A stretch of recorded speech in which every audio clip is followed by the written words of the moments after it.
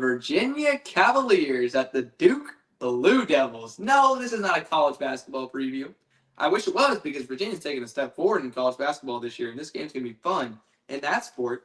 But this is a huge game in the ACC. Believe it or not, I know. Duke just lost to UConn. I get that. And no, they didn't lose to Dan Hurley. They lost to UConn's football team last week. I know that. I understand. I understand Duke is 5-4. I get it. I understand that Virginia is ranked. I understand. I understand all of that.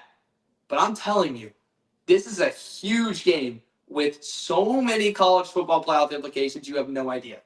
Because both of these teams are one-loss teams in the ACC.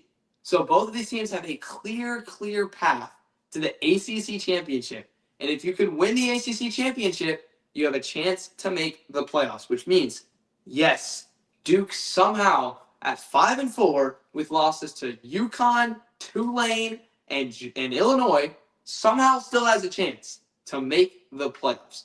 If they win the ACC, they might not even make the playoffs, and the ACC might not even get a playoff bid. But it's possible. And Virginia, this is a must-win for them if they want to make the playoffs. If they lose this game, they're probably out of ACC title contention, and they sure as heck can't get into that large bid. So huge game in the ACC, in my opinion. That's no one's talking about. This is a huge game. And, Virginia has won 8 of the last 9 against Duke. So you're saying to yourself, well, Virginia's 8-1. They have won 8 of the last 9. They're on the road, but they're the ranked team. They've looked much better. And, they have to be favored in this game, right? Duke just lost to UConn.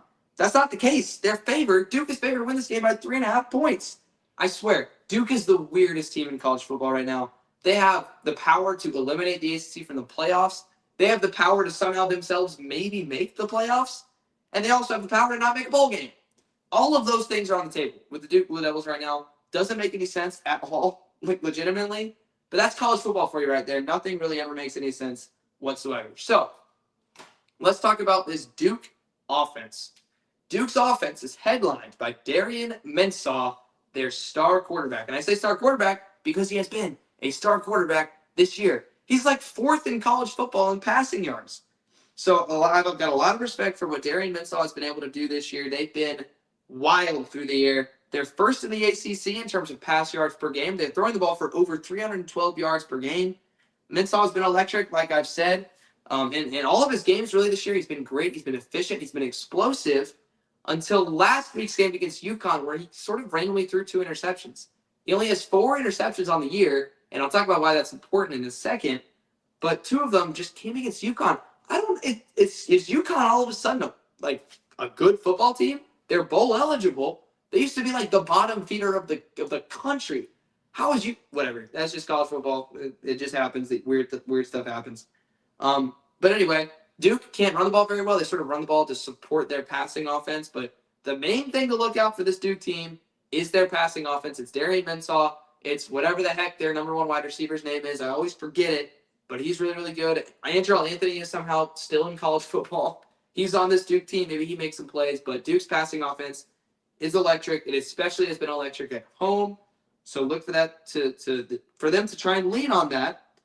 And then if we look at what Virginia's defense does to combat this Duke offense, to me, in my opinion, Virginia does as good a job as any team in college football in capitalizing off turnovers. They've done it so well in big games. Whenever they win the turnover battle, whenever they force turnovers, whether it's interceptions, fumbles, whatever it is, they capitalize on those turnovers, and that's how they've been. That's how they've been winning football games. Just look at the Florida State game. What other games would I circle here? The Louisville game. In both of those games, they got 2 defensive touchdowns against Louisville, and against Florida State, Tommy Castellanos threw a couple interceptions, and all of a sudden, Jalen Morris turned him into touchdowns. And that's how Virginia was scoring. So Virginia, when they force turnovers, they've been great this year. That's why they started the year at like 8-1 or whatever it was. And then last week, they lost to Wake Forest, only put up 9 points, and they look pitiful. So you might ask yourself, why did they lose that game to Wake Forest? Well, Wake Forest only had, let's see if my notes say it. Yeah, they only had 203 total yards of offense. That's all that Wake Forest had. They didn't move the ball that well. So how do they win? is because Virginia forced 0 turnovers and turned it over 3 times. So in my opinion, when I look at this Virginia team, it's can they win the turnover battle? Because when they win the turnover battle, they win games. But when they lose the turnover battle, that's when it gets sketchy, and that's when they fall. So, and then Darian Mensah, that's what it's going to come down to. He threw 2 interceptions last week against UConn, only 2 other interceptions all year long. Can Virginia force turnovers? Will Darian Mensah take care of the ball? I think that's the main infraction point to look at in this football game. And then, of course, when you look at Virginia's offense, the main question is, will Chandler Morris be healthy? Because their backup last week was atrocious against Wake Forest.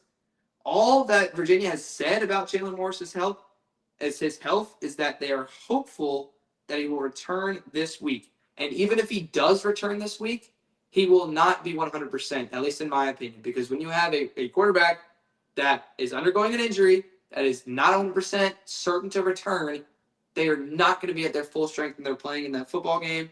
I think that Chandler Morris is a great football player, but I think the combination of Chandler Morris not being 100%, I think Darian Mensah having not turned it over that much this year, and Virginia's offense not really having a great identity other than scoring off turnovers, I'm taking Duke. I'm taking the Duke Blue Devils to win this game, which is a scary prospect for the ACC because, yet again, I mean, if Duke somehow, and if Duke wins this game, and I have this written down, then their remaining games are against North Carolina on the road and Wake Forest.